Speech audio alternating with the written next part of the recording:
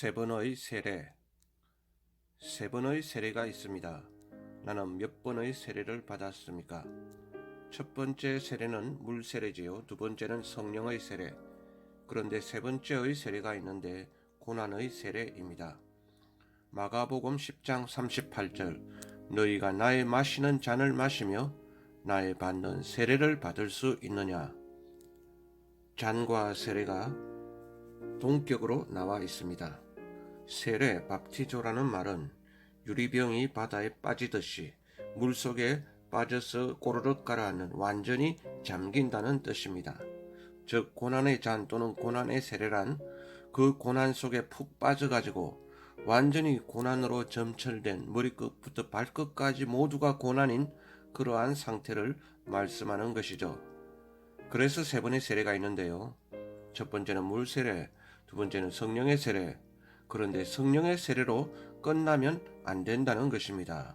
세 번째 세례까지 가야 한다는 것이죠. 처음에는 우리가 다 물 세례만 강조했습니다.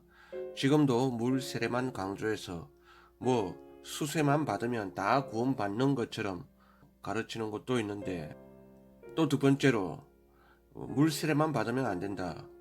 예수님을 그냥 지식적으로만 알면 안 된다. 우리가 완전히 거듭나야 한다. 진정으로 회심해야 된다. 처음에 우리가 예수를 믿는 그것도 성령으로 인해서 예수를 믿은 것이지만 그 후에 성령의 세례를 받는 단계도 있다고 봅니다. 어떤 신학자는 성령의 충만과 성령의 세례를 이렇게 구분했습니다. 둘은 본질상 똑같은 것인데 처음 받는 것은 성령의 세례고 그 이후로 계속적 받는 것은 성령의 충만이라는 것이죠. 세례라는 말이 예수 처음 믿을 때 받는 게 세례 아닙니까? 그래서 성령도 처음 받는 것은 성령의 세례, 그 이후로 계속적으로 충만을 받는 것은 성령의 충만, 이렇게 구분하기도 했습니다. 그런데 그 성령의 충만으로 성령의 세례로 끝나는 것이 아니라 그보다 한 단계 더 높은 차원이 있는데 그것은 세 번째로 고난의 세례입니다. 너희가 나의 마시는 잔을 마시며 나의 받는 세례를 받을 수 있느냐? 예수님께서 초청하신다는 것이죠. 즉 내가 가는 이 십자가의 길을 너희도 정말 그 길을 갈 수 있겠니? 이 예수님의 초청에 우리가 예 하고 응답할 수 있는 그 사람이 진짜 하나님의 부름받은 종이요 하나님의 사명을 감당하는 귀한 종입니다. 사실 주님께서 이러한 요청을 내게 하신다는 것은 벌써 그만한 그릇이 되었기 때문에, 예수님을 따를 각오와 준비가 되었기 때문에 그 미래의 결과를 다 내다보시고 나를 부르시는 것이지요. 결과적으로 탈락할 사람은 예수님이 아예 부르지도 않으실 것입니다. 본문 마가복음 10장 38절의 상황도 제자들의 먼 미래를 보시고 그 가능성을 보시고 예수님께서 부르신 것입니다. 그러나 이 세상에는 마귀의 유혹도 있고 시련과 핍박도 있고 내 속에 육신적인 요소도 있어서 예수님이 나를 고난의 길로 부르시고 내 잔을 너희가 마실 수 있겠니?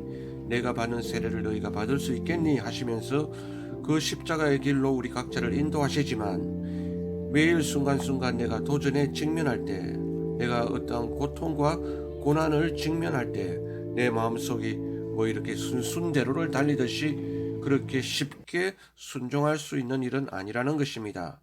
자기 마음에서 갈등이 일어나고 마치 요나가 니느웨로 가지 않고 다시스로 가는 듯한 마음이 들 수도 있습니다. 예를 들어서 유명한 순교자 목사님들이 그냥 순순하게 마음에 태평스럽게 순교의 길을 갔다고 생각하지 않습니다. 마음속에 순간순간 갈등이 있었고 매일같이 포기하고 싶은 갈등이 있었다는 것입니다.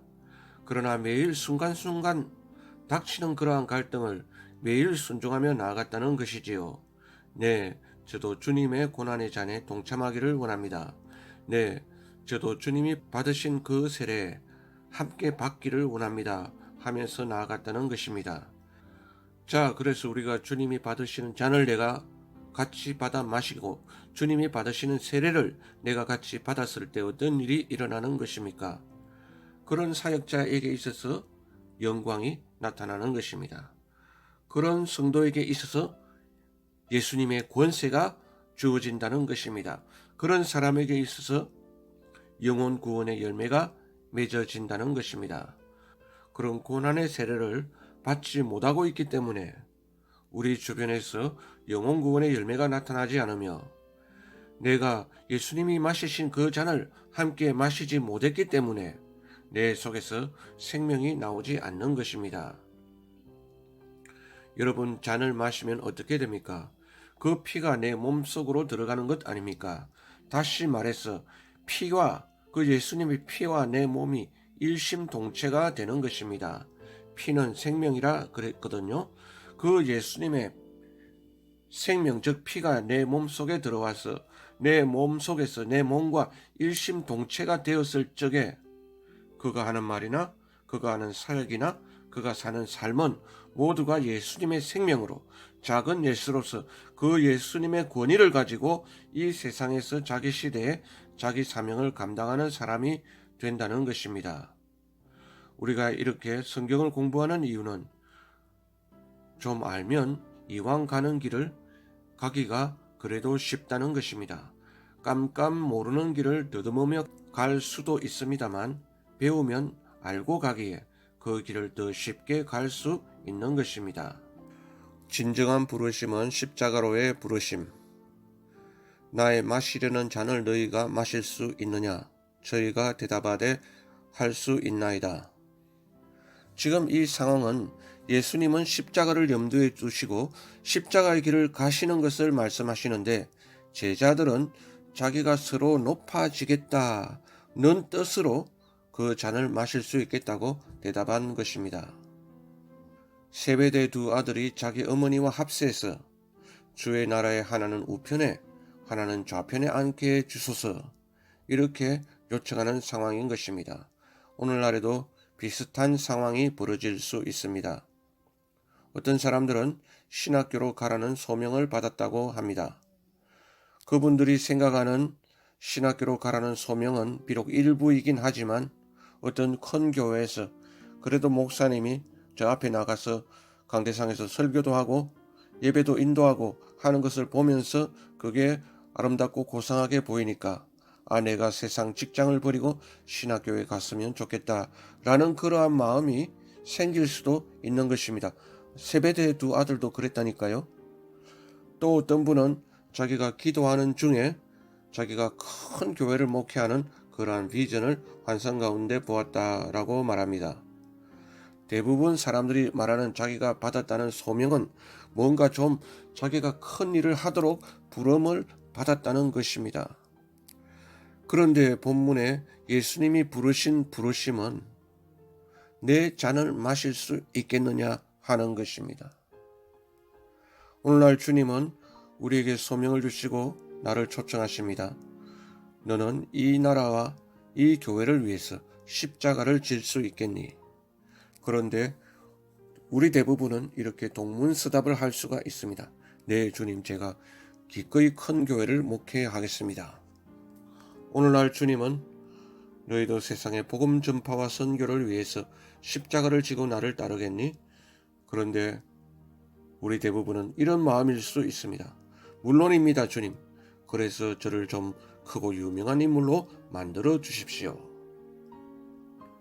지금 본문 상황을 현대적으로 패러디해 보았습니다.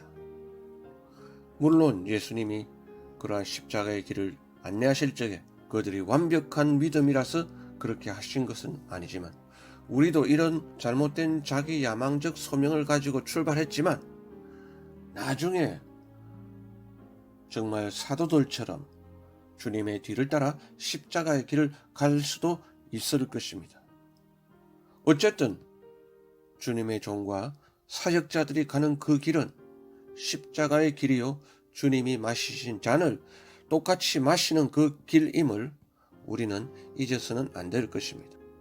여기서 우리는 진정한 소명에 대해서 생각해 보는 것입니다.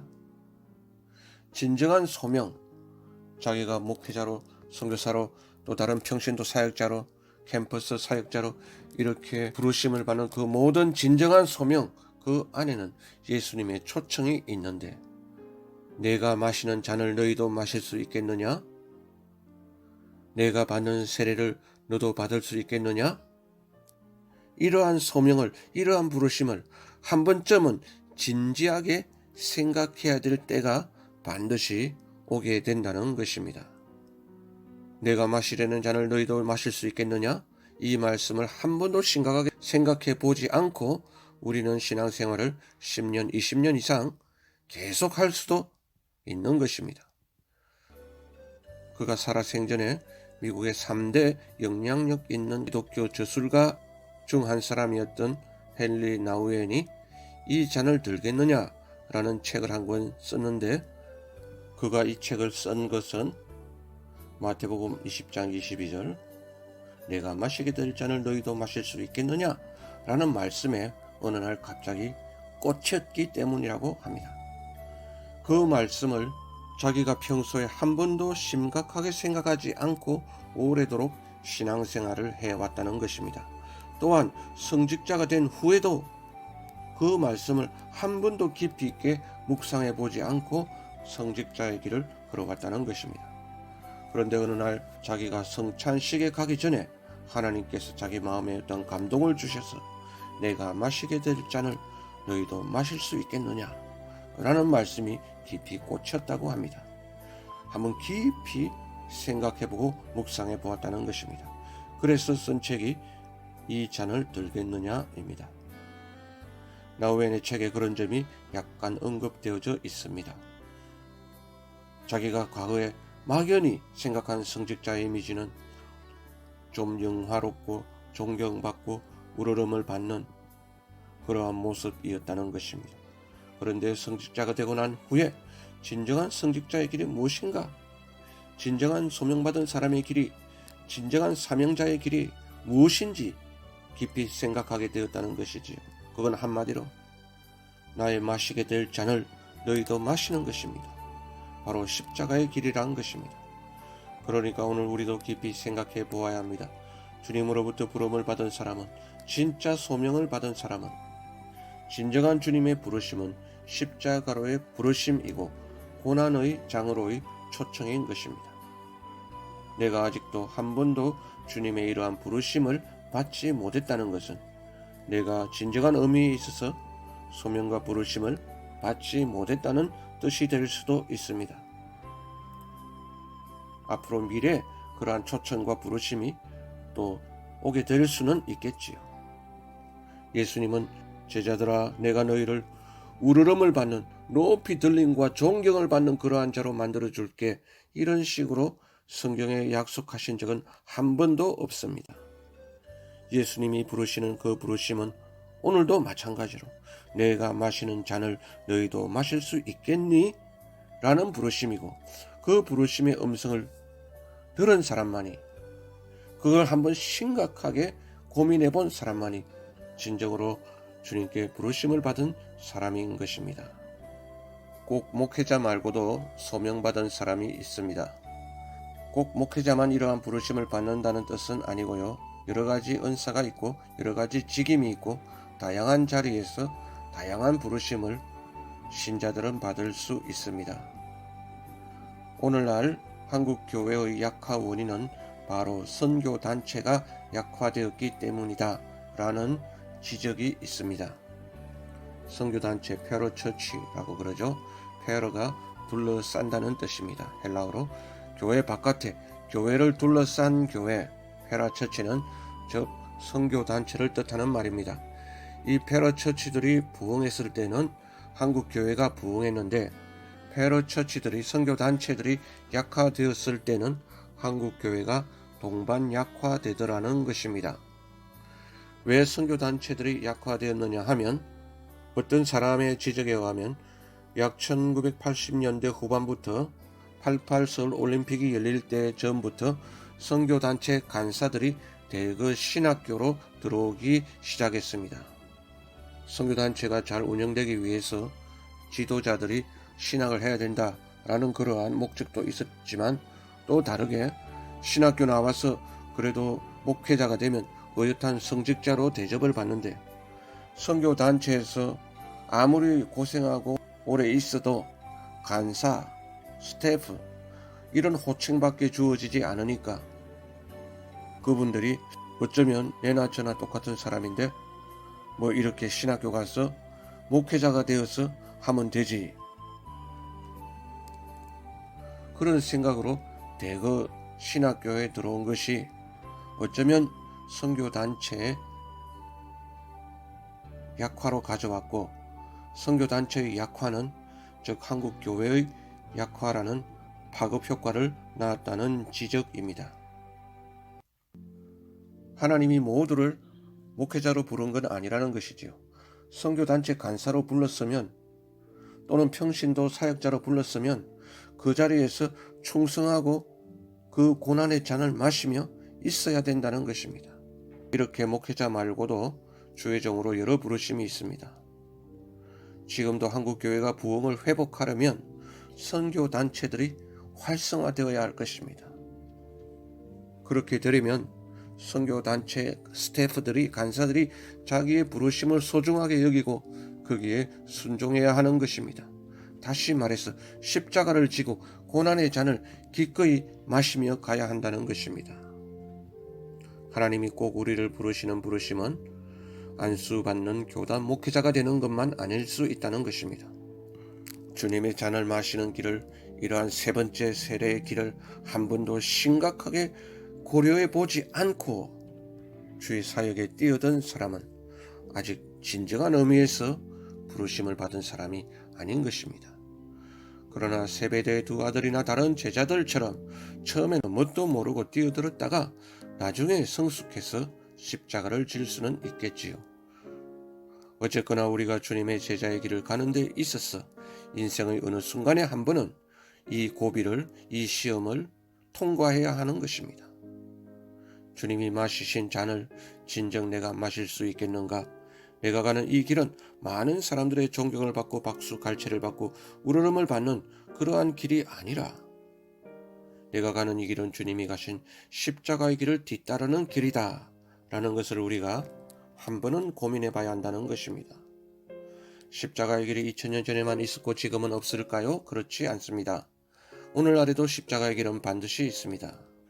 어떤 사람은 이렇게 말할 수 있습니다. 자기가 이렇게 국내에서 사역을 크게 확장한 것은 우리 조상 때부터 잘 믿었기 때문이고 내가 하나님께 헌신했기 때문에 이렇게 지금 현재 잘 되고 있다 라고 자기 자랑을 하듯이 말하는 사람이 있는데요. 여러분도 나를 잘 따라오면 이렇게 부귀영화를 누리게 될 것입니다 라는 뜻도 거기에 복선으로 깔려 있습니다. 설교는 십자가의 길로 초청을 해야 되는데 부귀영화의 길로 자꾸 초청을 하고 있는 것입니다. 3번의 세례가 있습니다. 나는 몇 번의 세례를 받았습니까? 감사한 것은 우리가 아직 아무것도 모를 적에 주님께서는 먼 미래를 내다보시고 부족하고 연약한 우리들을 그 십자가의 길로, 고난의 잔으로, 나의 받는 세례의 길로 우리를 초청해 주신다는 것입니다. 혹시나 이러한 길을 초청받아서 가게 될 적에 당황하지 말고 순종하고 인내함으로 갈 수 있어야 하겠습니다.